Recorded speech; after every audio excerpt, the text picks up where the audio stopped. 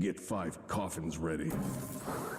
Hey everybody, welcome to my mid lane tier list for patch 10.4. And just to quickly summarize, this tier list is purely for ranked, not to do with competitive whatsoever, and S tier means like it's highly likely to carry your ranked games, and D tier is still playable in the role, but you're probably the one who's going to need to be getting carried. You know, things are going to have to be going well for your team, you're not the one who's going to be carrying, most likely. So let's start off with Agni. Agni I think is like, I do order these tier lists closer to the letter is better. So I would say he's like at the back of S tier because the early game is really not that great. Early and mid game are super important in ranked because, as we all know, most ranked games end at 10 minutes. So Agni doesn't exert too much pressure at that time, but he is extremely helpful to have, especially once he hits level 3 and gets his stun online. I mean, yeah, he's got a really decent early game fight, but he does rely on his jungler a little bit. But then once he gets some items online, he can really hold his own. A lot of poke. A lot of CC that is really hard to deal with, shuts down a lot of stuff right now. Safe into a lot of the meta picks, particularly the warriors. He can deal with the warriors very well, so that's really nice. And he can apply things like Soul Reaver really easily. He takes on all the relevant stats really well. He uses percent pen on hit items like Soul Reaver. He uses Rod of Tahuti extremely well. Can do insane damage with Rod of Tahuti as well. So yeah, a lot of benefits to Agni right now. Opwash, not a lot of benefits to Opwash, but he can definitely work, and people definitely disrespect him a lot. But I do think that you can just get cringe kinked over and over again in ranked, and you're going to die a lot. But he can definitely work. He's not D tier. He doesn't need to be carried necessarily. He can definitely do a lot of the heavy lifting, especially when it comes to his ultimate. I mean, his ultimate is just one of those undeniable things in Smite. Like, you just have to deal with it. You have to either back off or eat that damage. One of the two. So it's extremely good in those objective fights, and the anti-heal parts of his kit is very strong as well, and the spam is really annoying and hard to deal with sometimes, especially when you're fighting him in the jungle. And yeah, next up is Anubis. Same sort of idea. It's just that Anubis doesn't really have like the good counter options that Opwash does. Opwash has a really good zoning and good anti-heal as well, but Anubis doesn't really have that. He has decent zone control with his 3 and his 2, but he does make up for what he lacks in terms of, like, he doesn't really straight up counter anything. He's not the best into some of the warriors, certainly not some of the guardians. So he does struggle there, but he does make up for it in the fact that he farms really well, and he can do a ton of damage. So if you have a competent jungler and you're Anubis, your follow-up is insane with any jungler in the game. So he has a lot of potential there, but I do think Opwash has more direct use cases, so I think he's a little bit better. Aphrodite, I think, is still like a B. Maybe you would put her lower, because I've really not seen a lot of Aphrodite. I've not been very pleased with her lately, but I do think she's still like top of C tier. I'm just not going to put her high because I don't want to see her at all. Does that make sense? Like, this god should just be buried, and nobody wants to see her ever again. But you know, she can carry pretty hard if she gets you know, she's hooked up to a Hercules, hooked up to a Susano, things like that. She can cause a lot of trouble, but in that sense, she does require to be carried a little bit at this point. I mean, she does like stat stick herself and whoever she's linked to, so there is that aspect of it as well. But the character herself is not really bringing too much to the table anymore now that some of her stuff's gotten nerfed, the prot nerfs, the damage nerfs. So I think she's down here, but I would say she's less niche than, say, like Opwash, and you know, she doesn't rely on brute force quite as much as Anubis does. Well, actually, she kind of does, because she like has the flat wall of protections. Next up in mid, Baba Yaga is really solid. She can build. She's pretty much the only mage who can really realistically build defense, and it actually works. And I think she abuses a lot of the items in the meta. Again, that Rod of Tahuti. She's good with Soul Reaver as well. It's just a little hard to fit into the build because you really want Prophetic Cloak in there as well. But you know, being able to build Prophetic Cloak basically means that, like, you're much less likely to die over and over again on cooldown. So yeah, I think she's a really solid god who abuses a lot of items, deals against the aura items very well because she has a lot of consistent sustained damage that you need to chew through, both the healing that's in the meta and the prot aura items that are in the meta as well. I think she deals with those things quite well. Baron Samedi does not, though.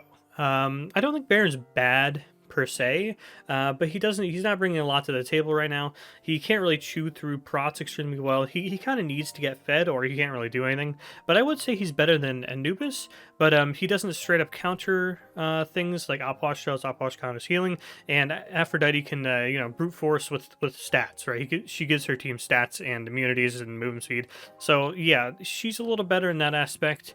But Baron can definitely still be played. He can be a real lane bully if you get ahead, if you get a lead. And again, like Anubis, he's got good follow up off of his junglers. But that does of course require you to have a team, and that's the number one thing in ranked. You don't want to have to rely on your teammates because you can't.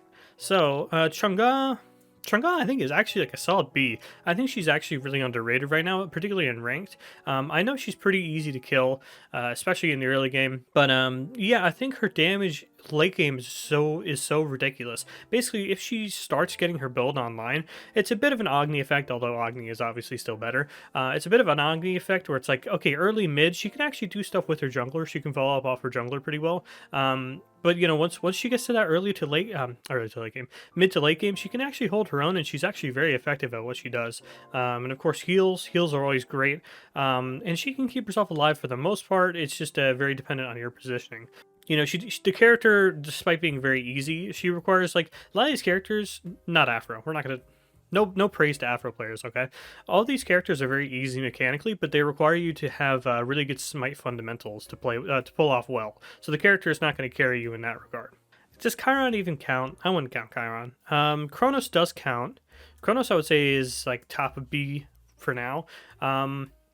He basically just brings damage to the table. That's kind of all Chronos brings, and that's not even necessarily a bad thing, just because he brings so much of it, and he can definitely carry your team. It's just like, the keyword there is can.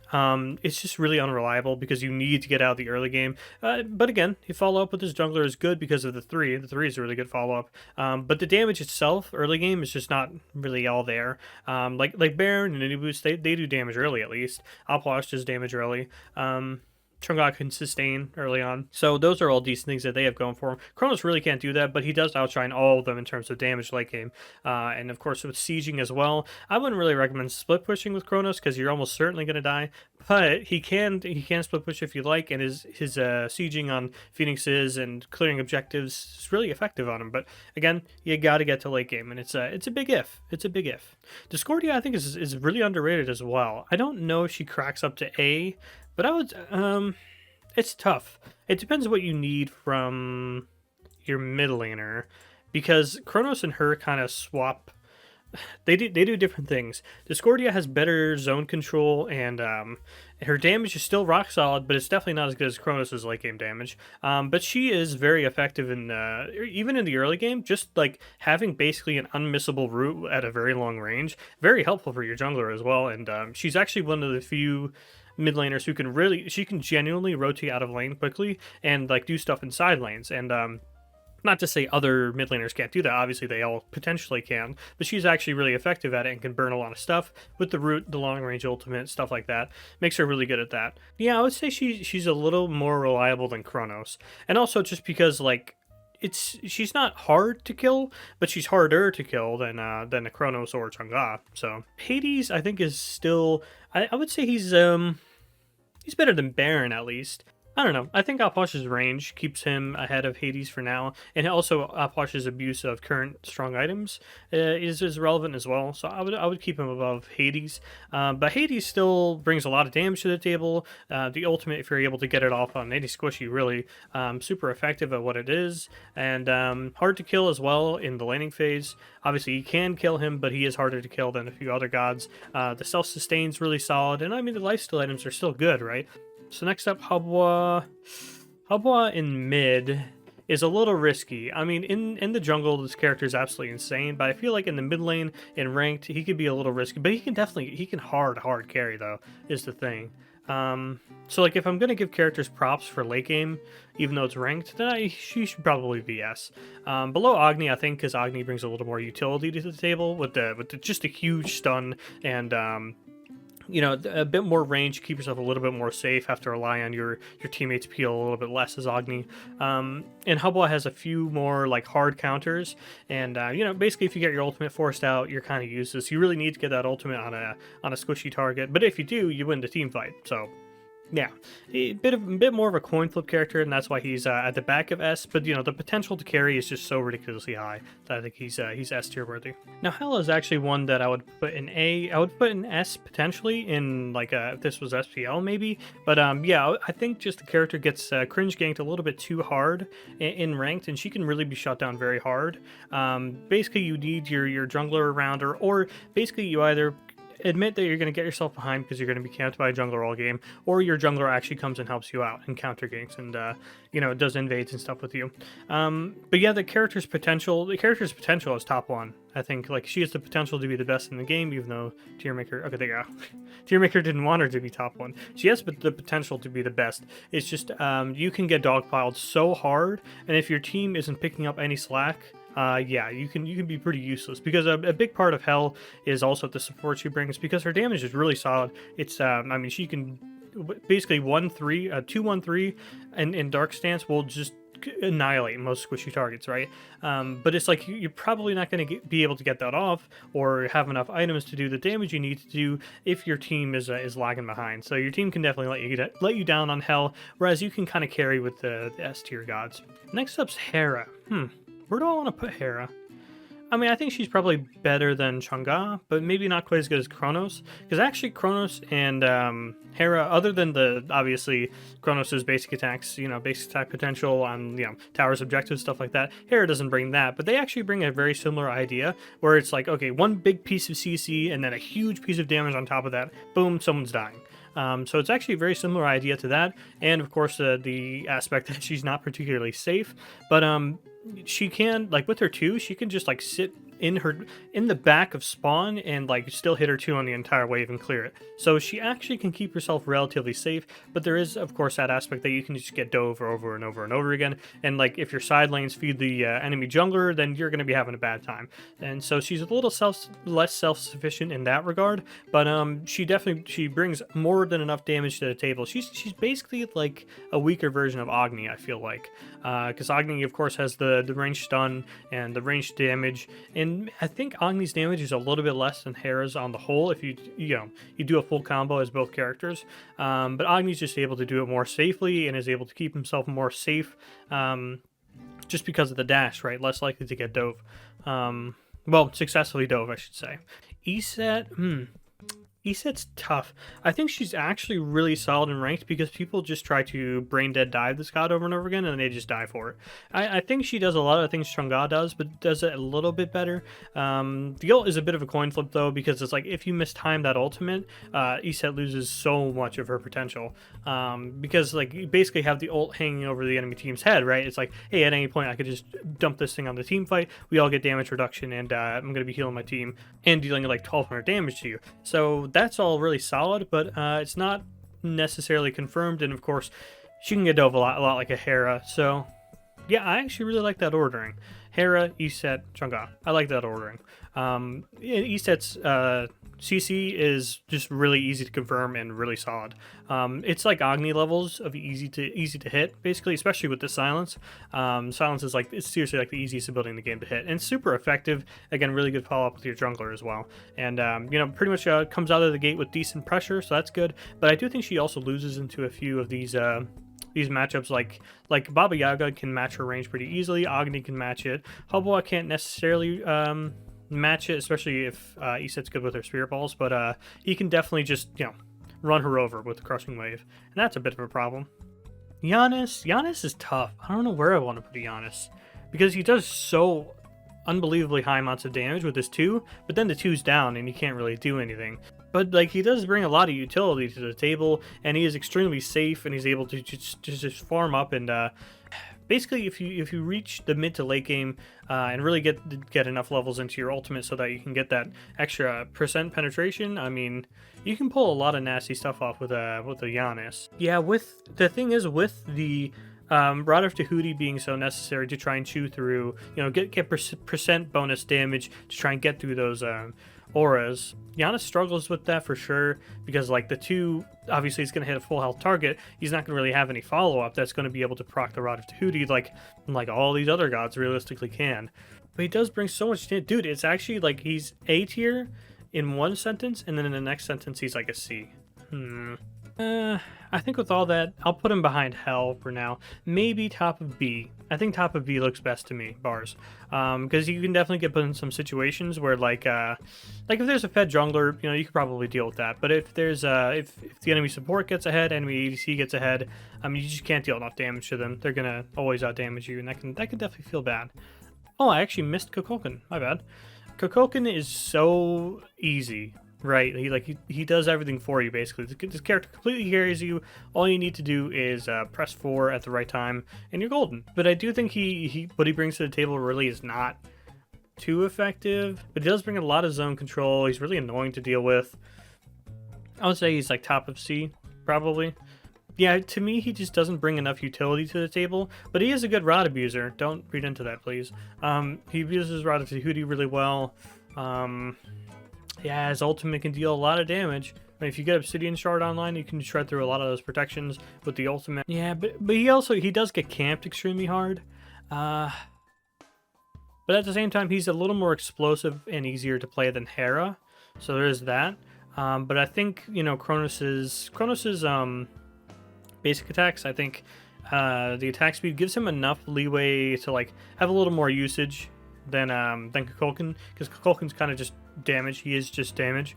Obviously these characters bring a little more utility to the table than that, but sometimes all you need is just enough damage just to kill someone who's fed, right? Because if the enemy team gets fed, Kukulkan ult's always going to be doing enough damage to kill them. So there's that.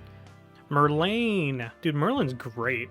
In ranked, he might be the best mid laner, because he's just really easy, and he does everything you want a mid laner to do right now. He's got the good range CC, good objective shred as well. Yeah, there's kind of nothing that this character doesn't bring to the table right now. Really good Rod of Tahuti abuser, good on-hit item abuser like Soul Reaver.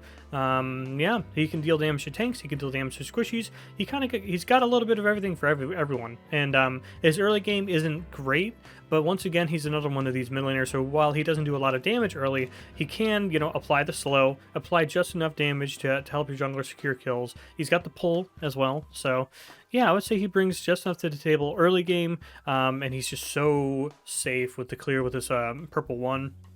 But yeah, I think he's so far the best, but we might run into someone later who's better. Nuwa is so safe. She's another one of these really, really safe ones, but she doesn't have a click win button ultimate like Kukulkan does. Like Kukulkan can just win you a game with a Kukulkan ultimate, right? And that's something that's one of those you can't really deny that. Like you can get a good Kukulkan ult and win the game off of it. You genuinely can. What can you do with Nuwa? Realistically, you can maybe get a good claim minion stun on somebody, but if the enemy has their monitor on, they're gonna kill the minions before they get to them. They have to be so wildly out of position for the minions to hit them at this point that it's just I don't see this god really working, but she does definitely bring damage to the table if you're able to get the minion stun off. It's just a big if, and I think she requires her team to carry her a little too hard. Yeah, let's say what is Nuwa really doing that Anubis isn't, right? It's a risky stun. Okay, it's a risky stun that you might not always get. Decent damage, whereas Anubis does insane damage, and yeah, she has the global presence with the ultimate, and that can definitely help. But it's just not. The ultimate just is not effective unless she gets fed, which is unlikely, or until you hit late game. So, yeah, I think she's just down here. But I wouldn't say she needs to be carried necessarily. Maybe when you get to the really high levels.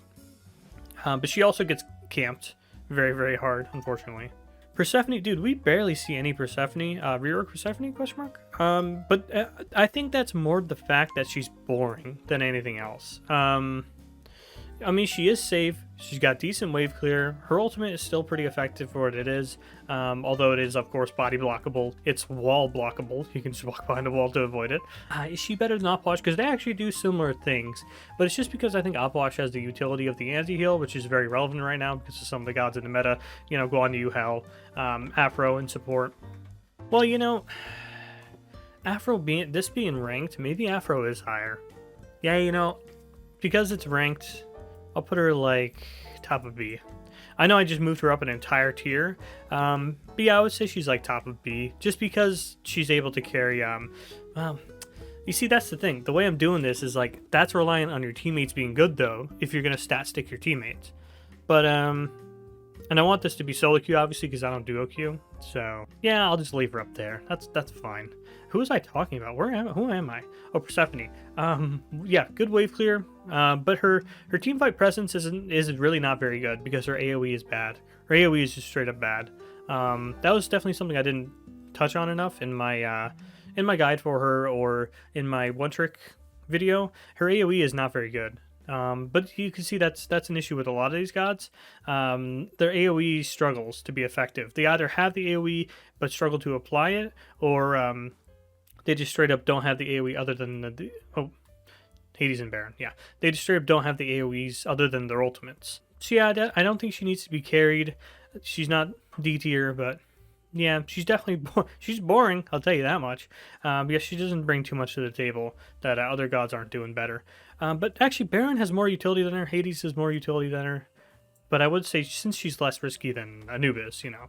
Alright, so next up is Poseidon, and I think he might be like the back of S tier, because he can't carry quite as hard as a Hebo does, but his utility is almost as strong as Agni's, and he has just like, again, a win button ultimate, which is just great, and it can win you team fights instantly. That's why I don't value Kukulkan too highly. Maybe he can even come down a little bit. Yeah, he can go down the more utility route, mages, because it's just like, you could just play Poseidon if you want to play a god like Kukulkan, you know what I mean? You could just play a character who is even safer in lane, combos with their jungler better because Whirlpool's better CC than Kukulkan's first ability, and then just the ultimate is just a better version of it because it knocks straight up, it's a stun, it does almost as much damage, and yeah, he abuses relevant items just as well, so I feel like Poseidon is just a really safe bet. He's just he's not the most like explosive character. Well, the Kraken's pretty explosive ability, but yeah, he doesn't have the pop off potential of like really fed Agni, really fed Merlin, really fed Hebo. And I wouldn't say he's as consistent as Baba Yaga because obviously you can always just miss Kraken or have it be ageist or something, and yeah, you have to back off or whatever. But yeah, I would say he's more of the safer bet. But he can definitely still carry you through your ranked games because he's easy. He's got a lot of the tools that you want from a ranked god, and he can have a huge impact in teamfights. Raijin's D, I would say. You definitely need to be carried on this god, but he is still definitely playable. I think that ultimate needs to be reworked. His 1-2 combo is totally fine, I think. I think they could also make the 3 faster, but I would say the ultimate probably needs a rework of some sort. It's just a little bit too slow. You can't just be sitting there as a mage in 2023 and expect not to be killed instantly. You can fear and taunt people off of you, but for an ultimate ability, it's strange that they made the damage tickle. Really, I mean, it seriously does no damage if you use the CC portions of it. And even if you use the full damage versions of it, it takes so long to come out, it's almost never effective. So a lot of problems with this god. They really need to take a look at this god before everyone just forgets about him. Oh wait, they already have. Scylla. Scylla can definitely carry you if she gets fed. It's just, again, it's like a Janus thing where it's like those burst abilities, they can really struggle when you can't abuse Rod quite as well. But on the whole, I think she's not bad at all. I think she's probably better than Anubis at least. Better than Persephone, because Persephone ultimate can break a team fight wide open in terms of both damage and utility, whereas Scylla is really just damage. And you need to be pretty close up to make sure the Scylla root hits, and that's really dangerous. But she's not useless. Certainly not useless. She can clear her waves really safely. Pretty difficult to gank if you team the ultimate with the 3. I mean, I see some Scyllas hang on to their 3, hang on to their ultimate too often. Like, the ult is actually a really great self-peel option. You should definitely be using that in the early game to save yourself. Yeah, she's just hard to farm. Like, you can farm Anubis, Nuwa, Baron, Opwash. You can farm those gods. Scylla's harder to farm, but she brings a lot less. Well, not necessarily a lot less, but she brings less to the table in late game situation than the other mages. Is Scylla even a mid laner? Really, not really. The Morrigan I think is actually a great ranked god. But I think she definitely requires a decent comp as well, obviously, because she needs good gods to turn into. And, you know, that can definitely lead you to some funky situations sometimes, but on the whole, she's a pretty safe bet. I mean, come on, it's ranked, right? So you're probably going to have plenty of good gods to turn into. Obviously, it's a little player dependent on, you know, whether or not you'll be able to actually pull it off, you know, time the ultimate well, use that specific character in the correct way. But, you know, you gotta just assume if you're picking Morrigan, you probably know how to do that. Although she does get camped extremely hard, and she doesn't bounce back quite like a Hel can.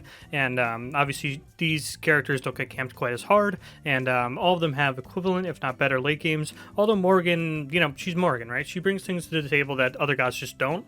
So I think that remains her an A, but, you know, you definitely got to be good with the character. Okay, so I think Thoth's next. I'm kind of losing my mind not having this being able to be sorted by classes. Did I just lose him? Oh no, there he is. Okay, I thought I lost him there. Thoth is a really safe bet. He's like the opposite of the Morrigan, where it's like, this is a really safe bet, but the things he can potentially bring to the table aren't necessarily that strong. He's just very safe. Well, I say very safe. He is easy to dive. I mean, you get his dash and then you kill him, basically. Most assassins are able to keep up with the dash. But on the whole, I mean, he's safer than a lot of the other gods on this list so far. And, you know, he brings a lot to the table in terms of his one's range. His one's range is really hard to deal with. He abuses Rod of Tahuti pretty well, good with on-hit items, because he's just obviously applying the on-hit items over and over again, applying the Rod of Tahuti over and over again. So he brings a lot in those regards, and it's just like... I think he's definitely like bottom of A tier, but it's like the thing is with these A tier and above, you really want to be able to pick these gods every game and like not have to worry about really, you know, any specific matchups that are too hard or like any specific jungler that's just going to be camping you and there's nothing you can do. Thoth doesn't have the pop-off potential that a Hel can have. Because it's kind of hard for Thoth to like solo carry a game. That's why I don't think he's in like the S tier caliber. But you know, good ultimate can add a team fight for sure. But it's not as potent as a Kukulkan ultimate. It's more telegraphed than Kukulkan. It's even more telegraphed than a Poseidon ultimate. It's slower than those ultimates as well. So you have to play around your team a bit too to make sure the ultimate actually gets off. And like you know, people don't just like watch you with binoculars and aegis your ultimate because nothing else is really going on. Vulcan, I think people feel like Vulcan fell off. I don't think he fell off that much. I would definitely put him...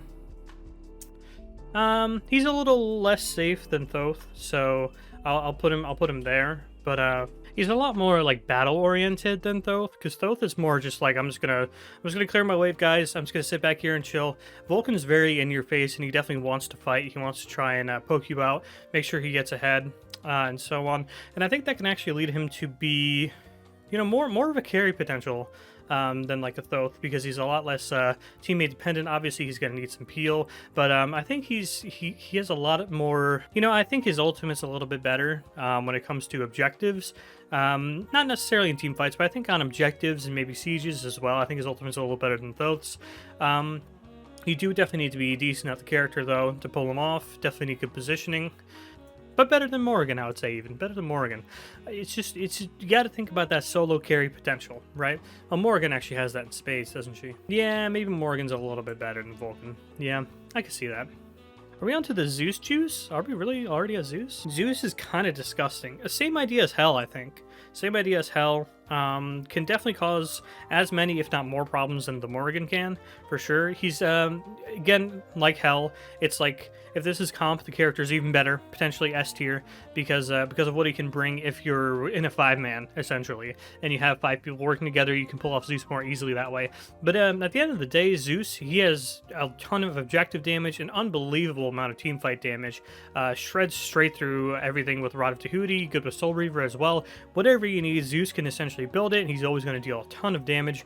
And I think the attack speed did a lot more for the character. The attack speed on the 2 did a lot more for the character than people give it credit for.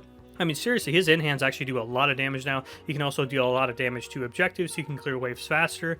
So, like, his wave presence, which was really poor, is actually not too bad now. Obviously, if you're against, like, brain-dead wave clearers like Thoth, like Poseidon, you know, you're still going to get pressured out a little bit, but he definitely can keep up in farm, and he works with junglers extremely well. I love having a Zeus as a jungler, because all he has to do is press 1 off of your CC, and you win, basically, because he just does so much damage. Disrupts every single team fight, sieges, objectives, disrupts everything with his ultimate. In a lot of ways, it's a better version of Vulcan ultimate.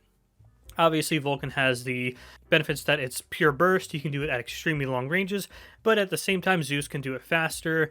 It does around the same amount of damage to, say, an objective if you want to count the detonate damage afterwards. I think he brings a lot to the table. He's obviously risky. That's why he's stuck in A. You know, he has less self-peel than, say, Poseidon. Poseidon's ultimate gives more utility than Zeus's ultimate. But, you know, I would say they're pretty close, but because Poseidon's a little bit safer, I would say Zeus is, like, here. And obviously, you know, you can get farmed very hard on Zeus.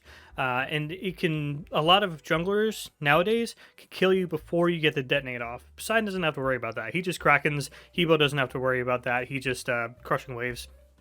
So, because of that short delay, he's easier to farm, but that short delay actually doesn't really matter when it comes to team fights. So, it's actually an interesting aspect about the character.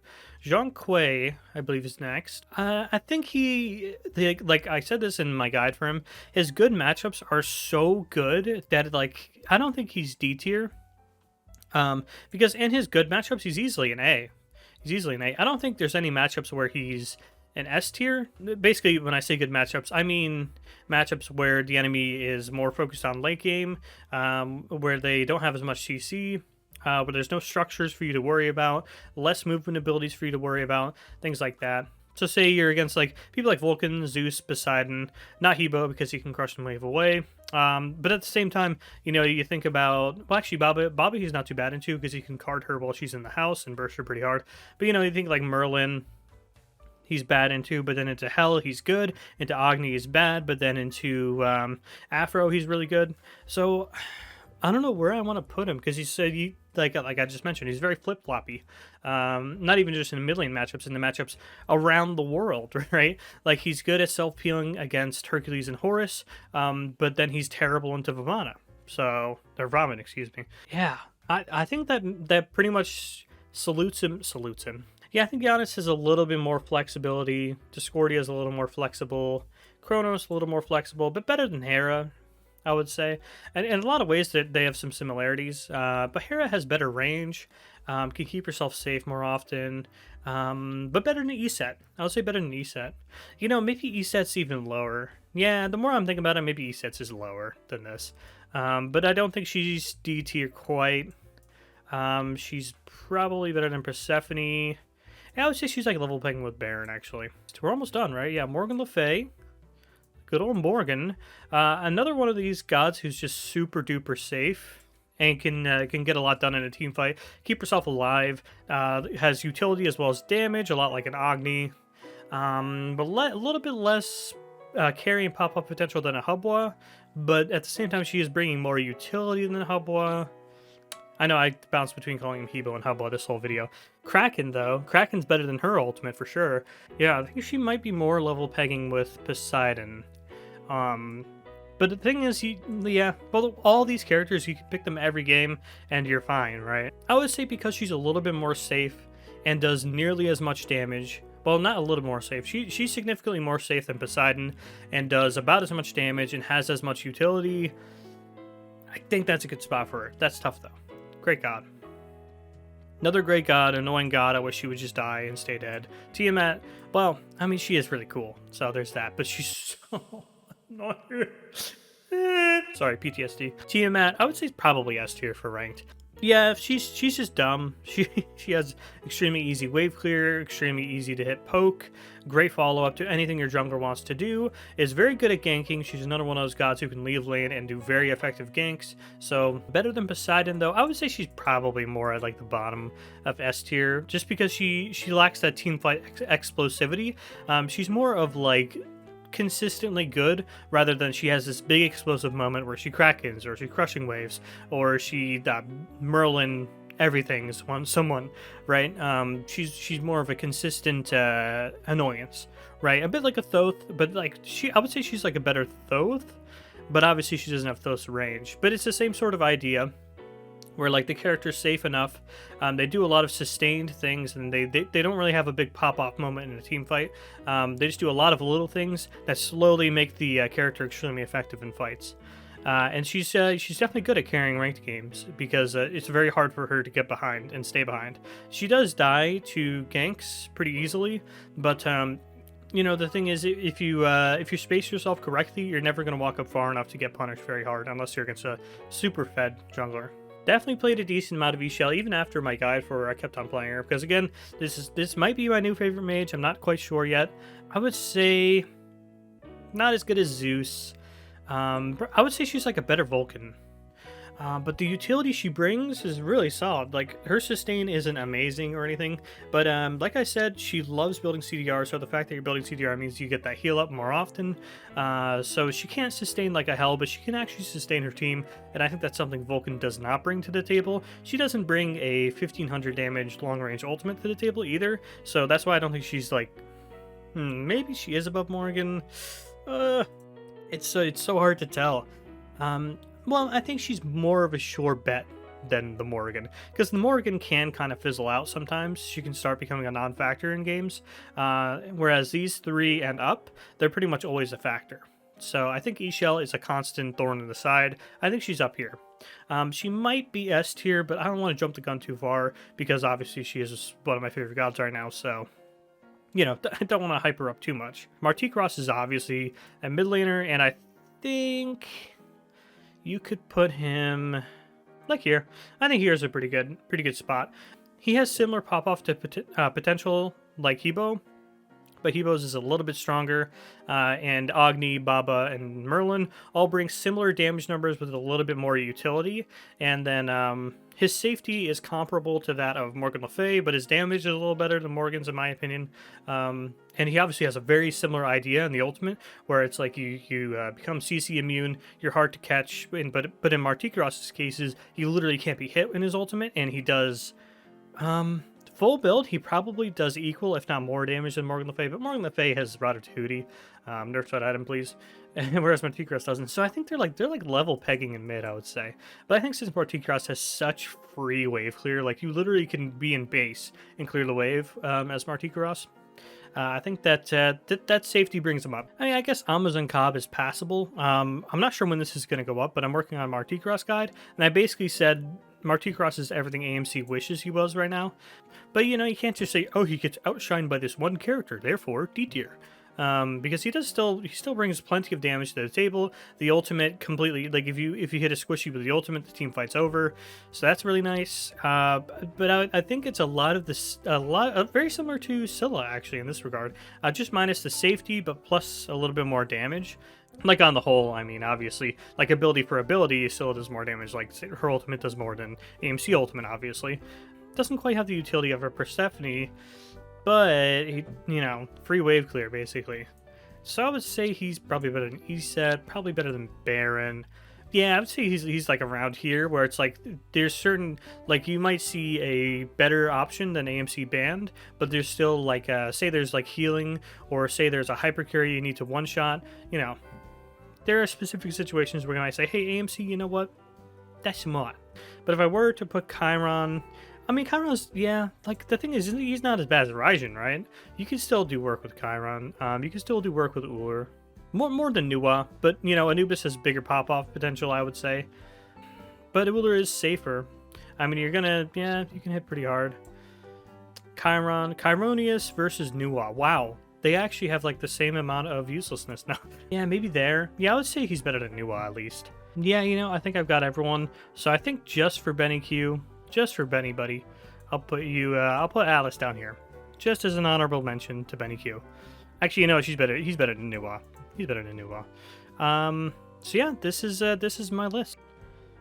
Well, this is a little awkward. You may notice this is a completely different tier list. Let me just reset it real quick. I forgot to do Ra. That's my bad. I forgot to do Ra. So I'll just bring him up here. Where do I think Ra goes? Ra's probably a C, maybe even a D. But I do think the snipe brings a lot to the table, especially with the true damage. I mean, it's really almost on par with like a Kukulkan, with like a Thoth ultimate. It's just like the rest of the character is just so weak. The one is very slow, even though if you're a king at Ra, you can probably hit the one fairly consistently, but it's not going to be as nearly as consistent as like the really silly easy abilities to hit, like a Hubba water spout, or a Morrigan Le Fay one, which I forgot the name of. So that's definitely a problem with the character. The 2 is just not a very good ability at the end of the day, and the 3 needing to just stand there for the heal. Come on. I mean, we're looking at all the other healers in the game. Nobody else really has to do that, except maybe Ishel. But I do think C at the very least, because if you do hit a good snipe, you can definitely win your team the game off of that. And I do think his range is safe enough to where you don't get farmed. I played a few Raw games earlier this season, and you can stay safe enough, although it is pretty easy to die in this god. And I actually think he uses Lotus Sickle very well. I think he's actually a very good Lotus Sickle user. So Ra is C. Wow, I can't believe I forgot to do him. And if you want Olderun and Soul, just for the fun of it, Olderun's probably D. Soul is probably D as well. Yeah, that's why I just didn't even include them. I don't think they're very good right now. The pressure's not very good. The burst isn't very good. It's not the same as Chronos. Like, Chronos literally does like double the damage of these gods, and it's like even faster than what they can do. So, yeah, those are the ones I missed. Yeah, don't hate me. Thank you. Let me know what you think of this list in the comment section down below. I know Afro is going to be a contention. Hel will be a contention as well. Yeah, I can see a few others that might ruffle some feathers. I'm interested to hear what you guys have to say. That's all I have on the mid lane for now. Thanks for watching.